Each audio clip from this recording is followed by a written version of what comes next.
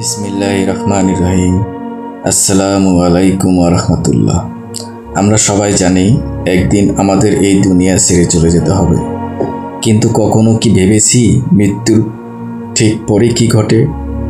মানুষের যাত্রা কি সেখানেই শেষ হয়ে যায়, নাকি শুরু হয় আরেকটি নতুন অধ্যায়?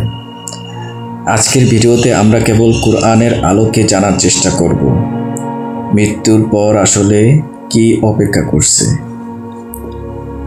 আল্লাহ তাআলা বলেন যে প্রত্যেক প্রাণীকেই মৃত্যুর স্বাদ গ্রহণ করতে হবে। এই পৃথিবী চিরস্থায়ী নয়, এটি একটি পরীক্ষা। মৃত্যুর মাধ্যমে মানুষের দুনিয়ার পরীক্ষা শেষ হয় এবং পরবর্তী জীবনের যাত্রা শুরু হয়। কোরআনে উল্লেখ আছে যে মৃত্যুর পর মানুষের সামনে একটি অন্তর্বর্তী অবস্থা থাকে, যাকে বারজাখ বলা হয়। সেখানে মানুষ কিয়ামত পর্যন্ত অবস্থান করবে। এরপর কিয়ামতের দিন সবাই পুনরুত্থিত হবে। তখন কারো প্রতি কোনো অবিচার করা হবে না।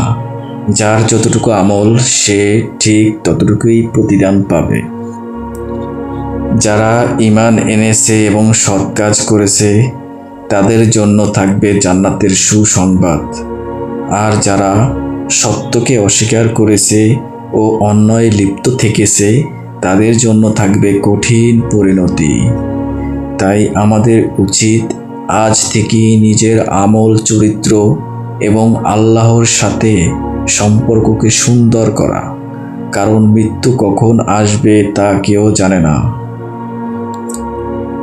আল্লাহ আমাদের সবাইকে সঠিক পথে চলার তৌফিক দান করুন এবং উত্তম পরিণতি নসিব করুন, আমিন।